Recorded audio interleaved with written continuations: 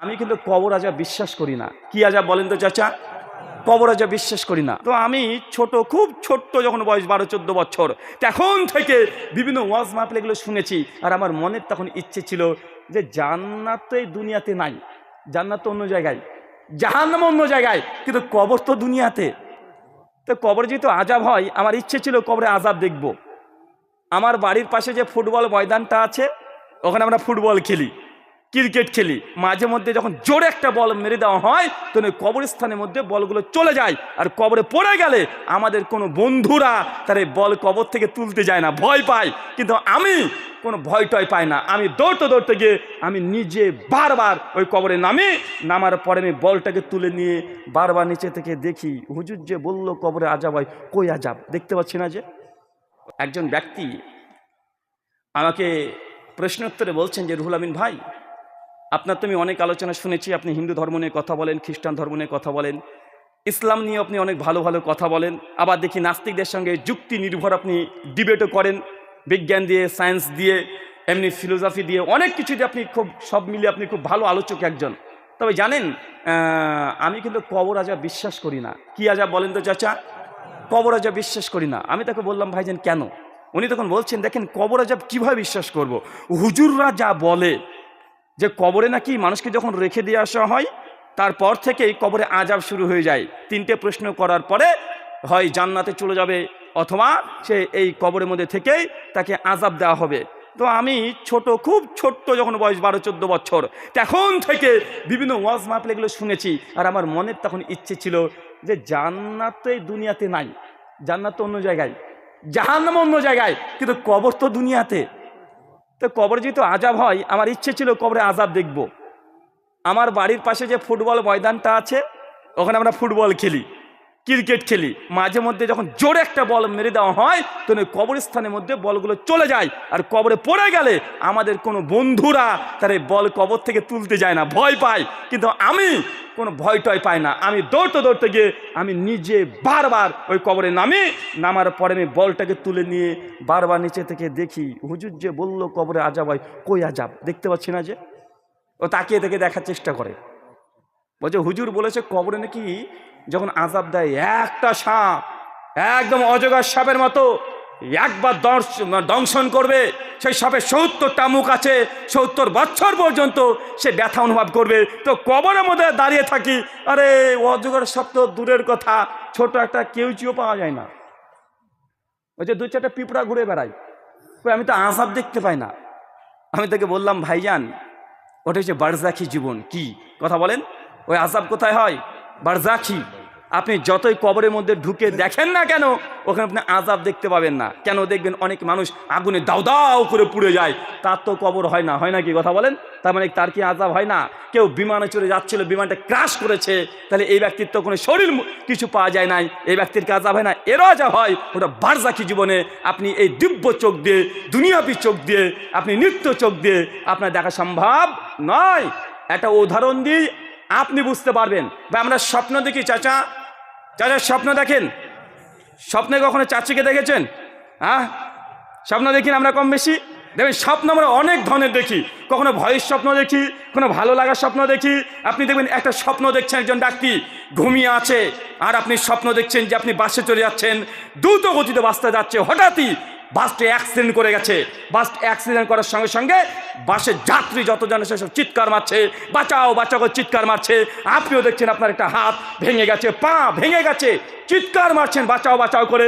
দেখছেন আপনার হাত পায়ে রক্ত হয়ে গেছে, প্রচণ্ড ব্যথা পাচ্ছেন, গোটা সাউন্ড সিস্টেম সব কানে আপনি শুনতে পাচ্ছেন। অথচ আপনি এই শুয়ে শুয়ে স্বপ্ন দেখছেন আপনার স্ত্রী ওই খাটের উপরে বসেই পাশে থেকে ও টিভি দেখছে।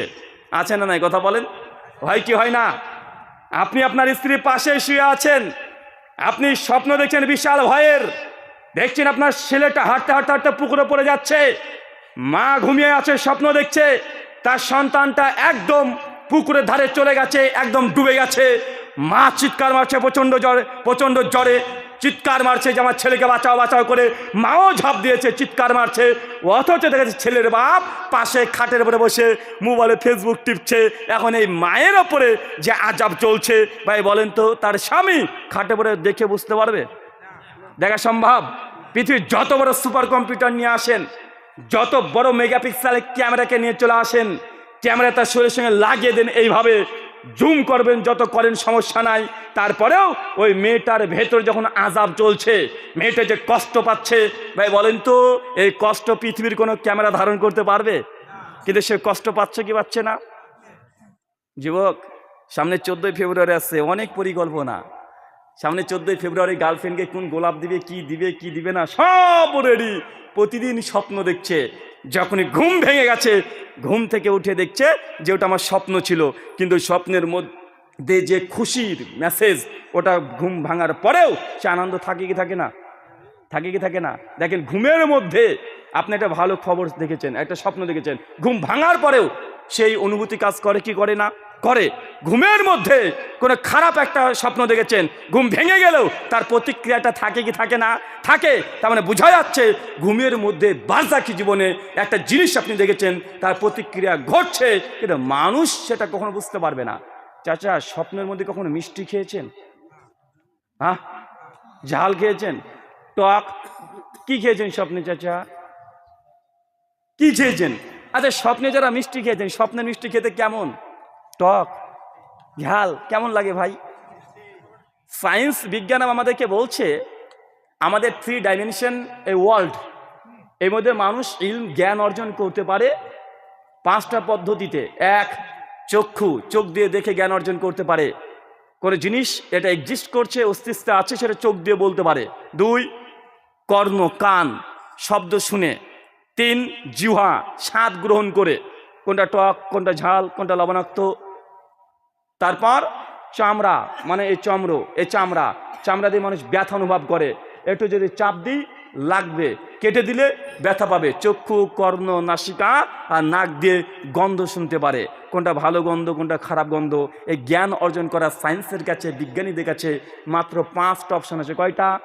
কথা বলেন। কারো যদি জিভ না থাকে, সে মিষ্টি খেতে দিলে সে মিষ্টি খেতে পারবে? মিষ্টি খেয়ে কি বুঝবে? কথা বলেন, কিছু বুঝতে পারবে? যার নাক নাই, তার নাকের সামনে যদি নাকে ধরেন নাই, নাকের এই নাসিকার ছিদ্র এটা ধরেন, তার নষ্ট আছে, এখন তার সামনে যদি একটা যদি গোলাপ ফুল দেন, ও বুঝতে পারবে গন্ধ কেমন? ওর কাছে মানুষের টাটকা ওই জিনিস দিয়ে দিল, যা গোলাপ ফুল রেখে দিল তাই। আছে না নাই? কথা বলেন। যে কানে ঠসা হয়ে গেছে আর শুনতে পায় না, তার কাছে জোরে চিৎকার মারলে সে শুনতে পাবে না। কেন? কারণ সেটা নষ্ট আছে। মানুষের জ্ঞান অর্জন করার সায়েন্স, বিজ্ঞান বলছে মাত্র 5টা পদ্ধতি, কিন্তু আমরা দেখতে পাই স্বপ্নের মধ্যে আমরা যখন মিষ্টি খাই, ওই মিষ্টি খেতে হলে ওটা কি জিভ লাগে? হ্যাঁ, তার মানে জিভ ছাড়া আমরা স্বাদ বুঝতে পারি কি পারি না? স্বপ্নের মধ্যে আপনি চোখ বন্ধ করে আছেন, একদম বন্ধ আছে, ঘুমাচ্ছেন আরামসে, কিন্তু স্বপ্ন দেখছেন, মনে হচ্ছে সব কিছু তাজা। ভাই, দেখা যায় কি যায় না? স্বপ্ন কি সাদা কালো হয় না রঙিন হয়? স্বপ্ন কি দেখেন? একদম রিয়েল লাইফের মতো মনে হয় না ভাইজান? আপনার স্বপ্নে যদি হাত কেটে যায়, ব্যথা পান কি পান না? তার মানে বোঝা যাচ্ছে এই 5টা ইন্দ্রিয় বাদ দিয়েও আমাদের এমন কিছু জ্ঞানের সোর্স আছে, যেগুলো জিহ্বা ছাড়াও আমরা টেস্ট বুঝতে পারি, কান ছাড়াও আমরা শুনতে পারি, চোখ ছাড়াও আমরা দেখতে পারি। এটা কোন জগৎ? এটা স্বপ্নের জগৎ। যদি স্বপ্নের জগৎকে আপনি বিশ্বাস করতে পারেন, মৃত্যুর পর যে কবরের মধ্যে আযাব হবে, মৃত্যুর পর যে জান্নাত আছে, মৃত্যুর পর যে জাহান্নাম আছে, এটাকে বিশ্বাস করা কি অযৌক্তিক? কথা বলেন, এটা অযৌক্তিক নয়। যদি আপনি বলেন এগুলো অযৌক্তিক, আমি বলবো কেন? আপনি বলবেন আমাদের কাছে কোনো প্রমাণ নেই মৃত্যুর পর এইসবগুলো ঘটে। আমিও আপনাকে বলবো যে ভাইজান, আমি স্বপ্ন বিশ্বাস করি না। স্বপ্নের আপনি তথ্য প্রমাণ দেন, আমাকে প্রমাণ দিতে পারবে কেউ? কথা বলেন, স্বপ্নের কোনো তথ্য প্রমাণ দিতে পারবে কেউ? যে অস্বীকার করে ফেলে, এটাকে সম্ভব নয়। আল্লাহ সুবহানাহু ওয়া তাআলা আমাদেরকে মৃত্যুর পর জীবনে আমাদের বিশ্বাস করা তৌফিক দান করো, সকলে পড়ি আমিন। এই বিশ্বাস যেন অকথ্য বিশ্বাস হয়, বিন্দু পরিমাণ কোনো সন্দেহ না থাকে। আল্লাহ, এমন অন্তর, এমন কলব আমাদের তুমি জাগিয়ে দাও, সকলে পড়ি আল্লাহুম্মা আমিন। সম্মানিত শুধু আল্লাহ নবীর জন্য আল্লাহ সুবহানাহু ওয়া তাআলা একবার আকাশের দরজা খুলেছিল। কোন সময় বলেন তো? কোন সময়? সহিহ বুখারী 3887 নম্বর হাদিস। আল্লাহ নবী যখন মেরাজে নিয়ে চলে গেলেন,